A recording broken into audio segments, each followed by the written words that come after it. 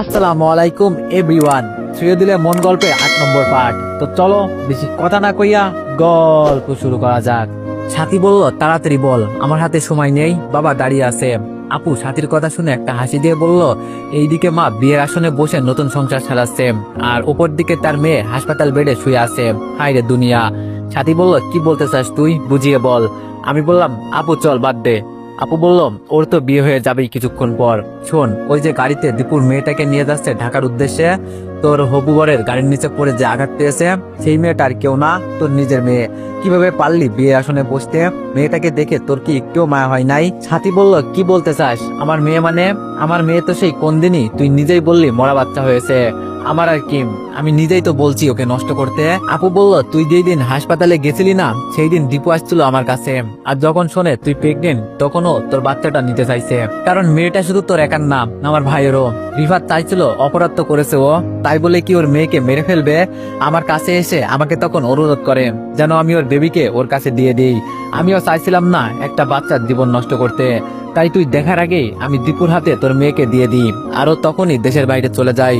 আর আজকে আসছিল তোকে ফিরিয়ে নিতে, ও নিতে চাইছিল না, শুধু মেয়েটার দিকে তাকিয়ে আমি আনছি। জানিস, মেয়েটা যখন আমাকে বলছিল, বড় আন্টি আমাকে আমার মাকে একটু দেখাবা, তখন ওকে জবাব দেওয়ার মতো কোনো ভাষা বের হচ্ছিল না মুখ থেকে। আর তুই তো পড়ে আসোস বিয়ে নিয়ে, সামান্য একটা ভুল করেছে আমার ভাই, মানলাম, তাই বলে কি ওকে মেনে নেওয়া যায় না? আজকে তোর বাবার কথা শুনে বিয়ে করবি কর, না করবো না তোরে। আমার ভাই এখন একা থাকতে শিখে গেছে, লাগবে না আর কাউকে। তোর মতো বেস্ট ফ্রেন্ড আমার ছিল, আমার তো এখন ঘৃণা হয়। থুতু দিলাম তোর মতো এমন বেস্ট ফ্রেন্ডের মুখে। সাথীর বাবা এসে বলল, কিরে মা দাঁড়িয়ে আছোস কেন, আর তোর চোখে পানি কেন, কে কি বলছে? দুলা ভাই বলল, ওই তোমরা কি করো, তাড়াতাড়ি আসো, নইলে দেরি হয়ে যাবে। আপু বলল, থাক তুই তোর বাবাকে নিয়ে কখনো আমাদের সাথে যোগাযোগ করবি না। এই কথাগুলো বলতে আমার ভাই না করছে, কেন জানিস? কারণ মেয়ের উপর তোর কোনো অধিকার নাই।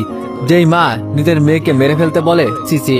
আর শেষ একটা কথা বলি, এই কথাগুলো আজকে বললাম কেন জানিস? কারণ তোর সাথে আমার আর দেখা হবে না। তুই শুধু জেনে রাখ, মানুষ মানুষের খারাপ চাইলেও উপরওয়ালা কারো খারাপ চায় না। ওই কথাই আছে না, রাখে আল্লাহ মারেকে। আমি বললাম, আপু প্লিজ বাদ দাও, এখন চলো দোয়া করিতে বলো যেন আমার মেয়ের কিছু না হয়। ওর কিছু হয়ে গেলে আমি কি নিয়ে বাঁচবো? আর দোয়া করি নতুন জীবন নিয়ে জানো ওরা সুখে থাকে। আমি আর আসবো না ওদের কাছে, আমি আর কিছুর কারণ হতে চাই না। বলেই আপুকে নিয়ে গাড়িতে উঠলাম। আমার মেয়ের দিকে তাকিয়ে কান্না করছি, কি করলাম আমি আজকে? আপু বলল, ভাই এভাবে কান্না করিস না, দেখিস ওর কিচ্ছু হবে না। আমি বললাম, সব দোষ আমার। জানো আপু, আমার মেয়েকে নিয়ে যদি এখানে না আসতাম, তাহলে আজকে আর এই অবস্থা হতো না আমার মেয়ের। দুলাভাই বলল, চিন্তা করিও না, সব ঠিক হয়ে যাবে, ভরসা রাখো, আর আমরা তো আছি।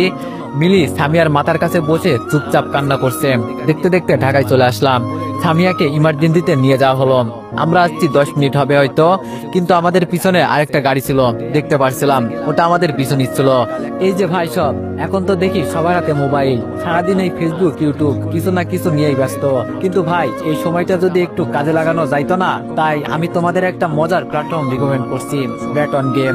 এইটা একরকম গেমের দুনিয়া ভাই, একদম মোবাইল ব্রাউজার দিয়ে খেলতে পারবা, কোনো অ্যাপ লাগবে না। এখানে ক্লাস, স্পিন, স্পোর্টস সহ অনেক ধরনের ইন্টারঅ্যাক্টিভ গেম আছে। বিকাশ, নগদ, রকেট সবকিছু দিয়ে লেনদেন করা যায়। তুমি শুধু একবার সাইন আপ করবা, তারপর তোমার পছন্দের গেম খেলবা। নতুনদের জন্য প্ল্যাটফর্মটা একদম সহজ, কেউ যদি আগে না খেলো চিন্তা নাই, এখানে আছে 24 ঘন্টা হেল্প, পুরো সিকিউর আর একদম স্মুথ এক্সপিরিয়েন্স। নিচের কমেন্টে লিংক দিছি, এখনই ক্লিক করো, ব্যাট অন গেমে জয়েন করো, আর শুরু করো তোমার গেমিং যাত্রা। সেই গাড়িটা হাসপাতালের সামনে এসে থামলো। আরে এ তো সাথী আর ঋতু, ওরা এখানে আসছে কেন? সাথীর গায়ের কাপড়টা পর্যন্ত চেঞ্জ করে নাই, লাল শাড়ি পরে চলে আসছে। সাথী দৌড়ে কান্না করতে করতে আমার কাছে আসলো। সাথী বলল, এই আমার মেয়ে কই? আমার মেয়ের তো কিছু হবে না বলেই কান্না করছে। আমি বললাম, কার মেয়ের কথা বলছো তুমি? এটা কি তোমার মেয়ে? এর বাবা মা দুইটাই আমি। মিলি, এদের বলো এখান থেকে চলে যেতে। মিলি বলল, দেখেন আপু। ঋতু বলল, আপু না, তোমার ভাবি হয়। মিলি বলল, সে যাই হোক, ভাইয়ার মাথা এমনি একটু গরম, চুপ থাকেন। আর ডাক্তার সবাই ভিতরে আছে, দেখি ওরা বের হলে বলা যাবে। সাথী চুপ করে বসে কান্না করছে দেখতে পারছি। আমি তো সাথীকে এখানে আসতে বলি নাই, ওকে দেখলে এখন আমার শরীর জ্বলে যায়। একটু পর আপু আর দুলাভাই সব অন্যান্য ডাক্তার সবাই বের হলো। আমি যাওয়ার আগেই সাথী দৌড়ে গিয়ে আপুর কাছে চলে গেল। সাথী বলল, আমার মেয়ের তো কিছু হবে না, ও ভালো আছে তো? আপু কোনো কথা বললো না ওর সাথে। আমার কাছে এসে বলল, ভাই চিন্তার কোনো কারণ নাই, ওর কিছুক্ষণ পরে জ্ঞান ফিরবে। আমি বললাম অনেক অনেক ধন্যবাদ আপু, আমার মেয়ের কিছু হয়ে গেলে আমি কি নিয়ে বাঁচতাম বল। আর ওকে জিজ্ঞেস করো কেন এখানে আসছে, আমার মেয়ের জন্য কাউকে দরকার নেই, আমি একাই যথেষ্ট। সাথী আপুর হাত ধরে বলল, আমি অনেক বড় অপরাধ করে ফেলেছি রে, আমি জানতাম না যে এটা আমার মেয়ে, বাবাকে খুশি করার জন্য কত কিছুই না করলাম জীবনে, আর এইদিকে আমার মেয়ে বলে কান্না করছে। ঋতু বলল, আপু সত্যি আমার বোন এটা জানতো না, আজকে আপনি বলার পর বাবাকে ওখানে রেখেই চলে আসছে আমাকে নিয়ে, শুধু বলে আসছে আমি আমার পরিবারের কাছে যাচ্ছি। ঋতু আমার কাছে এসে বলল, আমি জানতাম না আপনি আমার দোলা ভাই, আমি আমার আপুর পক্ষ থেকে ক্ষমা চাইছি, প্লিজ আপুকে মাফ করে দেন। আপু তার ভুল বুঝতে পারছে। ছাতির দিকে তাকিয়ে দেখি চোখ দিয়ে পানি মুখ ভিজিয়ে ফেলেছে, ওকে দেখে একটু মায়া লাগলো। আমি আর কিছু বললাম না, আপু আর দোলা ভাই ভিতরে চলে গেল। একটু পর সাথীর ফোনটা বাজতে লাগলো, বুঝতে পারছি ওর বাবা নাইলে ওর বর কল করতে পারে।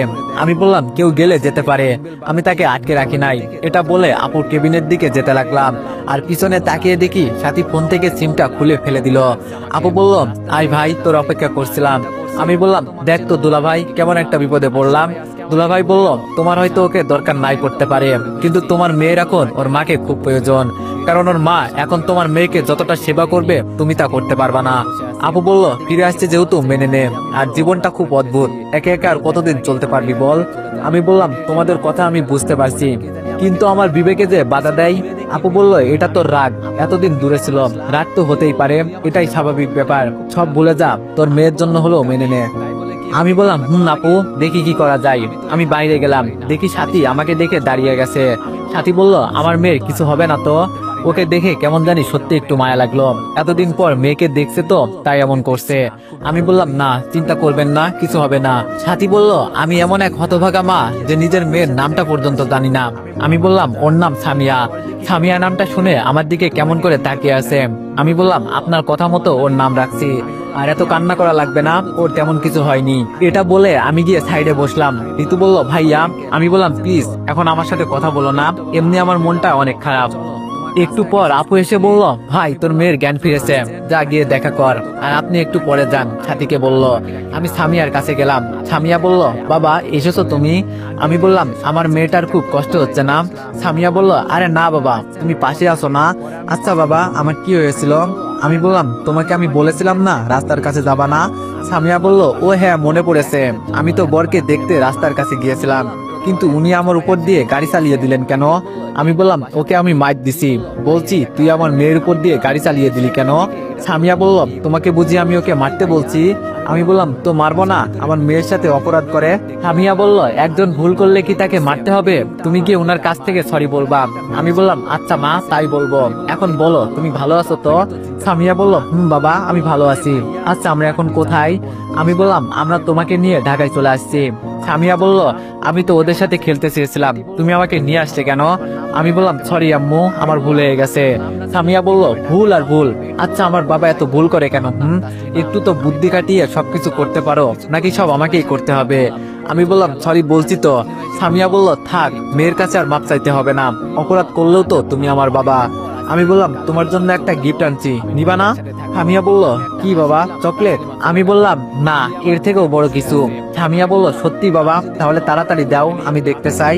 আমি বললাম, সত্যি তুমি দেখতে চাও? সামিয়া বলল, হ্যাঁ বাবা হ্যাঁ। আমি বললাম, তুমি তো বলতে বাবা আমাকে একটু আম্মুর কাছে নিয়ে যাবে, আমি একটু আম্মুকে দেখবো। তোমাকে আম্মুর কাছে যেতে হবে না, তোমার আম্মুকে আমি নিয়ে আসছি। সামিয়া বলল, সত্যি বাবা? আমি বললাম, দেখতে চাও তুমি? সামিয়া বলল, হ্যাঁ বাবা। আমি বললাম, আপু ওনাকে আসতে বলো। সাথী ভিতরে এসে সামিয়ার পাশে বসে কান্না করছে। সামিয়া বলল, বাবা উনি কান্না করছে কেন? আমি বললাম, উনি হলো তোমার আম্মু, অনেকদিন পর দেখছে তো এজন্য কান্না করছে। সামিয়া বলল, সত্যি তুমি আমার আম্মু? সাথী সামিয়াকে বুকে নিয়ে ইচ্ছা মতো চোখে মুখে চুমু দিচ্ছে। এটাই হলো মার ভালোবাসা, সত্যি মার ভালোবাসার তুলনা হয় না। সামিয়া বলল, তুমি এতদিন কোথায় ছিলে আম্মু? সাথী বলল, তোমার বাবা আমাকে তোমার কাছে আসতে দেয় নাই, সরি আম্মু, আর আজকে আমি তোমার কাছে জোর করে চলে আসছি।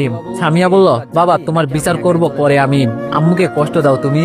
সাথী বলল, আম্মু তোমার কোনো কষ্ট হচ্ছে না তো? সামিয়া বলল, আগে কষ্ট ছিল, এখন তুমি আমার পাশে এসেছো, এখন আর কোনো কষ্ট নাই, আচ্ছা আম্মু, তুমি আমাকে আবার একা ফেলে চলে যাবে না তো? সাথী বলল, তোমাকে ছেড়ে আমি আর কোথাও যাব না মা, যতদিন বাঁচি তোমাকে বুকে জড়িয়ে রাখবো। আপু বলল, সাথী তুমি কাউকে বলে আসো নাই, আর ফোন বন্ধ কেন তোমার? সাথী বলল, আমি সিম খুলে ফেলে দিছি, একটু পর পর কল দেয় তো কি করব, আর আমার মেয়ে অসুস্থ, আমি আবার কাকে বলে আসবো বল, তাড়াতাড়ি চলে আসছি তোদের পিছু পিছু।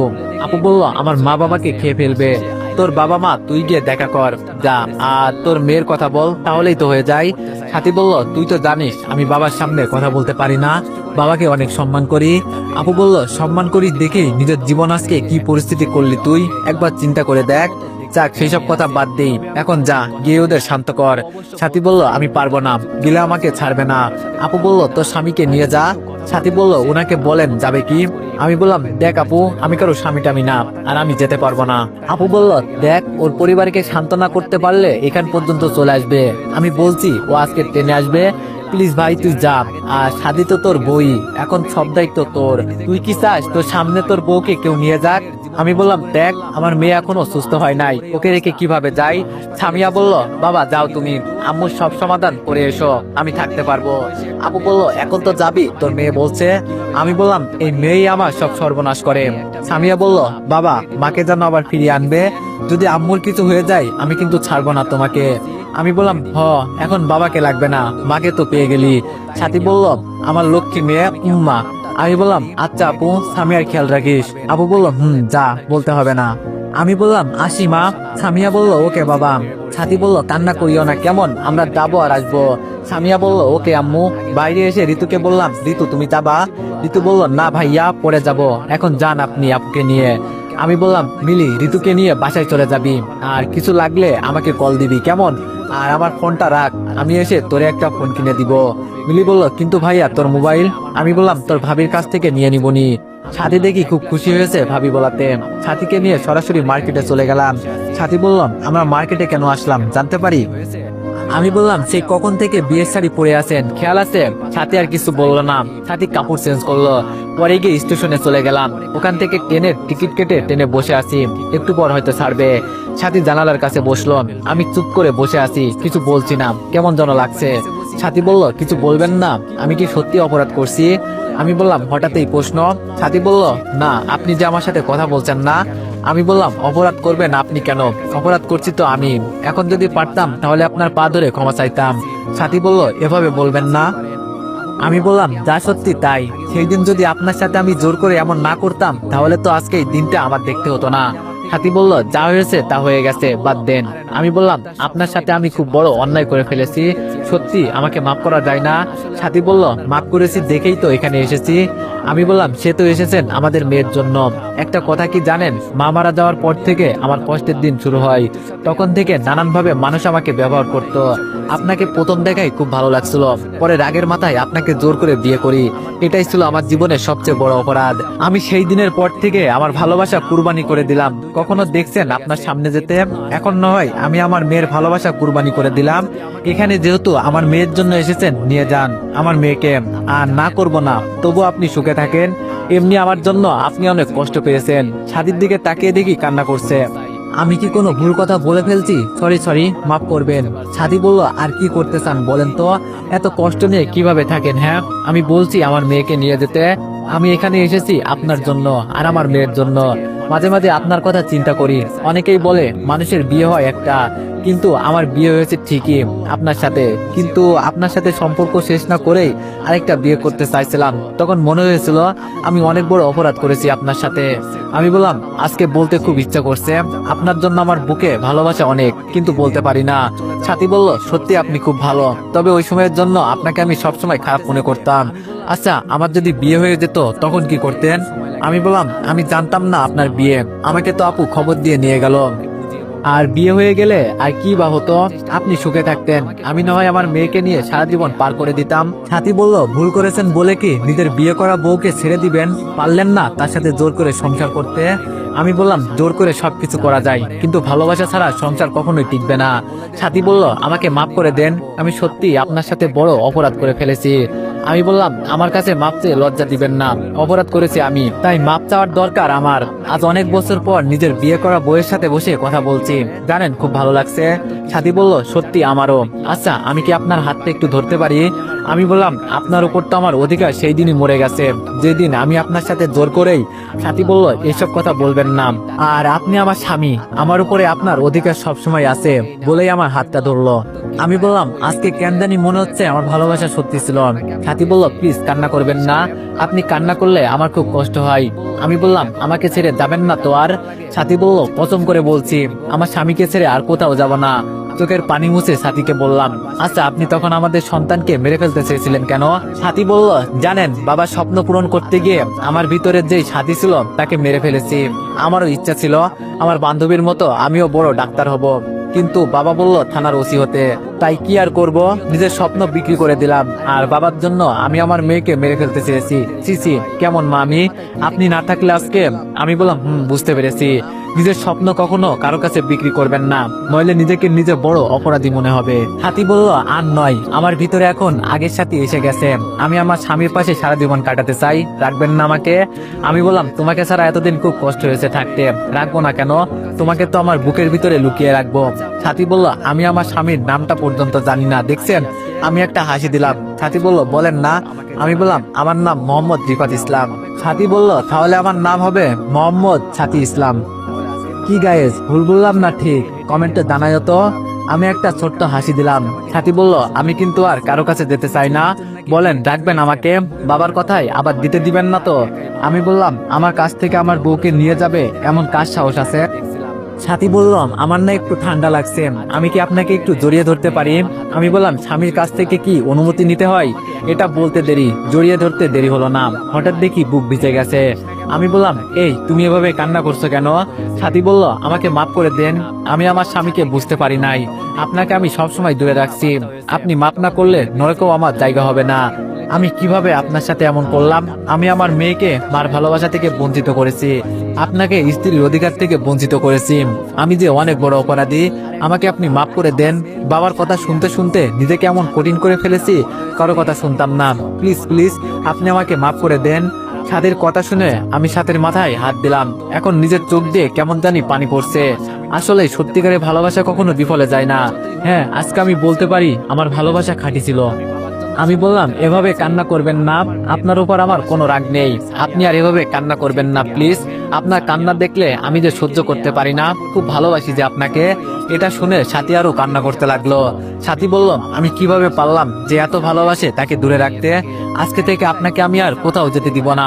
আমি বললাম, তাই করিয়েন ম্যাডাম, এখন কান্না বন্ধ করেন, পাশে দেখেন অনেকেই আমাদের দিকে তাকিয়ে আছে। সাথী বলল, থাক, কি হয়েছে, আমি আমার স্বামীর বুকে জড়িয়ে আছি। পাশ থেকে একটা মেয়ে বলল, সত্যি ভাইয়া, আজকে একটা খাঁটি ভালোবাসা দেখলাম, এমন ভালোবাসা কয়জনে দিতে পারে, সত্যি আপনি খুব লাকি, দোয়া করি আপনারা সুখে থাকেন।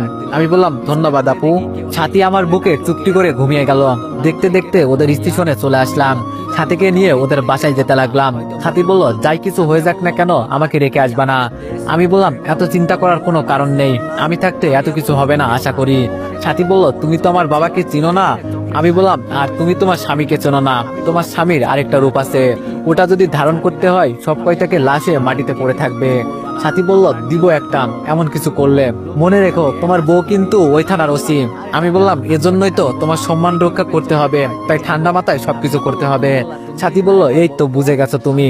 সাথীদের বাসার সামনে গিয়ে দেখি ওর পরিবারের লোকজন আর যার সাথে বিয়ে হবার কথা তার পরিবারের সবাই আছে, দেখি কে এখনো যায় নাই। আমাদের দেখে সবাই এগিয়ে এলো। সাথী, মা তুই যাবি, আমাদের বলে যাবি না? মানছে একটা মেয়েকে তোর হবু জামাই দুর্ঘটনা ঘটাইছে, তাই বলে তোর যেতে হবে? আচ্ছা, যা করলি ভালো করছোস, এখন গিয়ে তাড়াতাড়ি রেডি হ, সবাই তোর আসার অপেক্ষা করছে। আর বাবা, তোমার মেয়ে এখন কেমন আছে? আমি বললাম, জি আঙ্কেল, আলহামদুলিল্লাহ ভালো। এখন বাবা বলা যাবে না। কিরে মা, দাঁড়িয়ে আছোস কেন? এমনি তো অনেক দেরি হয়ে গেছে। আমি বললাম, আপনি কি স্বাধীর সম্পর্কে কিছু জানেন? আর কি বলছেন তাড়াতাড়ি রেডি হতে? জানার কি আছে, আমার মেয়ে, আমি আবার কি জানবো? ওর সম্পর্কে তো আমি সব জানি, আর তুমি এখানে আমার মেয়ের ব্যাপারে বলার কে? মানছি তোমার মেয়ে আমার জামাইয়ের গাড়ির নিচে পড়ে আঘাত পেয়েছে, তাই বলে আমাদের পরিবারের মাঝে তুমি কথা বলবে? আমি বললাম, আপনার পরিবারের মাঝে আমার কথা বলার কোনো ইচ্ছা নাই, কিন্তু আমি তো আমার বউয়ের পক্ষে কথা বলতে পারি, তাই না? সাথীর খালু এগিয়ে এসে বলল, বউ মানে? আমি বললাম, সাথী আমার বিয়ে করা বউ। বিয়ে বাড়ি তো আশেপাশে হাউমাউ এর শব্দ শোনা যাচ্ছে। যে আমি বলছি সাথী আমার বিয়ে করা বউ, পরিবেশ একেবারে ঠান্ডা হয়ে গেছে। কোনো কথা নাই কারোর মুখে, সবাই যেন আমার দিকে অবাকে তাকিয়ে আছে। সাথীর খালাতো ভাই তো শক খাওয়ার মতো অবস্থা। সাথীর বাবা আমার কাছে এগিয়ে এসে বলল, দেখো বাবা, এটা বিয়ে বাড়ি, এখানে কোনো খেলা চলে না। আর সাথী, তুই এর পিছনে দাঁড়িয়ে আসোস কেন? বাড়ির ভিতরে যা।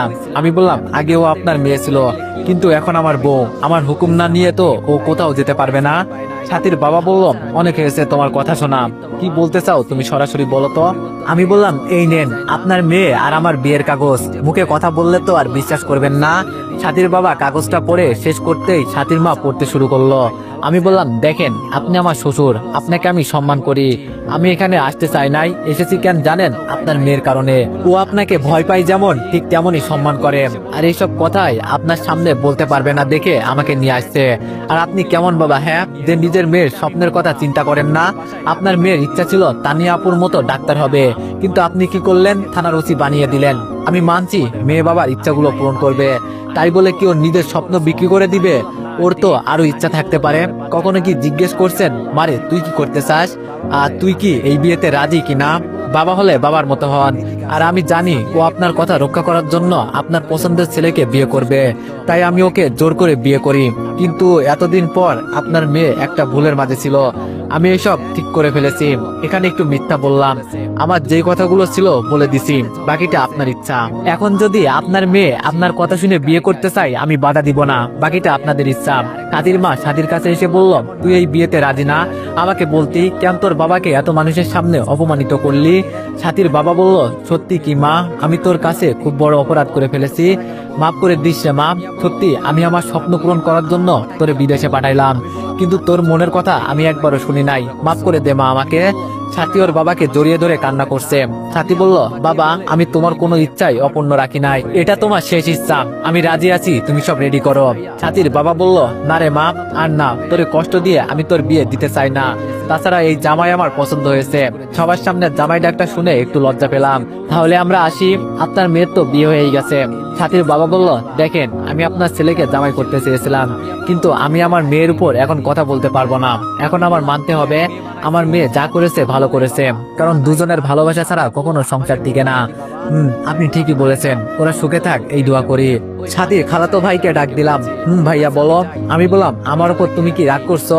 সাথীর খালাতো ভাই বলল, না, কি যে বলেন, আপনি যেই কাজ করছেন ঠিকই করেছেন, আসলে ভালোবাসা ছাড়া সংসার টিকে না। আর আমি সাথীকে কখনো জিজ্ঞেস করি নাই ওই বিয়েতে রাজি আছে কিনা।